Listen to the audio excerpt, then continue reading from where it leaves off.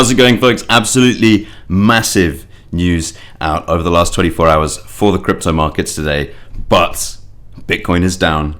We did see this coming. I'm not afraid. In fact, I am looking for more buying opportunities. Let's get straight into it. So, take a look at this. Bitcoin currently trading at a price of $112,500. It seems like just moments ago we were up at 116k. It seems like just moments ago that my 0.9 BTC 20x leverage long position was up $2,000. We are now down about $1,000, but I'm sure you are not surprised to hear me say that I'm not worried about it. If you've been following along with the channel, if you've been following along with the content, watching this trade play out, you will know that I am very much still interested in buying more Bitcoin all the way down to a price of about 108k. Why are we down today? Well, look at this. I'm sorry, it's not a surprise, it's not interesting, but that is a very good thing if you've been paying close attention to this, because it is not regular that we have a playbook like this that keeps repeating itself again and again and again. And I'm sure that it won't forever, because this is pretty much a market inefficiency at this point, okay? Efficient markets dictate that you basically have next to no chance of predicting what price is going to do unless you have some kind of inside information on the fundamentals that are moving price. The markets are efficient because information flows efficiently to all market participants. Basically, the odds that you hear something before someone else does, very, very slim. That's why it's so hard to trade news, because news moves very quickly in this space. But we do have an edge right now, and that is the liquidations. So sure enough, Bitcoin price is down today by, let's get a percent reading on that for you. Bitcoin is down now about 3% from this little double top that we put in at about 116k, and that is sure enough due to leverage longs getting liquidated. You can see over the last 12 hours, $330 million worth of longs liquidated out of the market. What happens when a long position, a leverage long position, is liquidated? It means that the exchange has liquidated that position. They have sold that trader's margin onto the open market. And when this happens to a lot of traders all at once, that is essentially dumping supply on the market. Now, there is way more availability of Bitcoin for the buyers to buy. Increased supply, steady demand, or even reduced demand, increasing demand. Doesn't really matter as long as the demand is steady relative to increased supply. Prices will come down, and prices came down rather quickly last night. If you caught yesterday's video, you will know that this was completely expected, okay? We knew that these leverage longs were building up in the market because they always do, right? This is why we can't have nice things right now. It is because the lemmings love to jump in leverage long at the smallest sniff of a green candle. They don't manage risk correctly, they get liquidated, and they are forced to sell their Bitcoin onto the market, increasing supply, and prices come crashing down. But the good news is, right now, look at this imbalance, okay? A load of people also come along and borrow money to short the market. Every short position in the market is leveraged by definition. That is just how it works. And right now on the daily, you can see Binance BTC USDT liquidation map.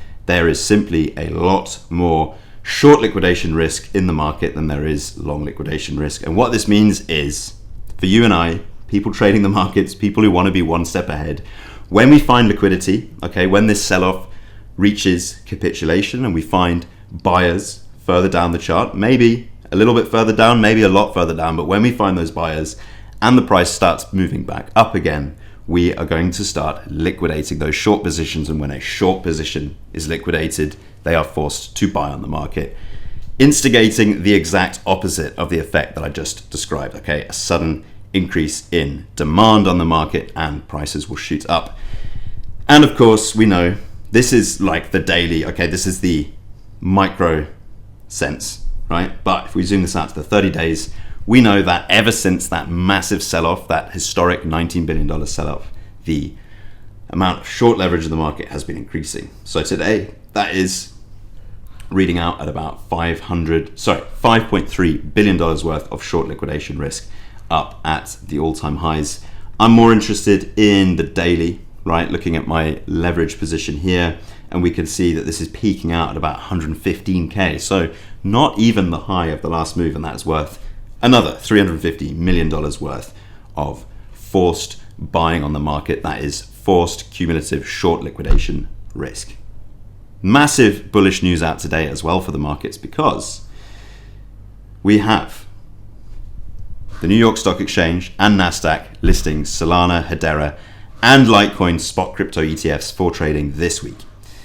NYSE and NASDAQ move ahead with listings for four new spot ETFs as the SEC staff process approvals despite the government shutdown. What to know? The New York Stock Exchange and the NASDAQ exchange posted listing notices on Monday for 4 spot ETFs set to begin trading as early as Tuesday. And I believe the Solana ETF has in fact already gone live. This comes as the SEC is closed, even though they're closed amid the US government's ongoing shutdown. The new funds follow last year's Bitcoin and Ether ETF launches and include staking features, which is incredibly exciting. That is bringing DeFi to institutional investors. As we know, right, the ETF is just an instrument. That means institutional investors can get exposure to these assets without actually holding them on their own balance sheet, because the ETF goes out and purchases those assets on their behalf. But in the case of these DeFi assets, that is also going to include staking. Haven't seen a massive market reaction on this, okay? If we look at Solana here, you can see we are not up on the day. However, obviously, long term, this is going to be massive news. And I did speak about this before, right? The Bitcoin ETF listings was a massive market event.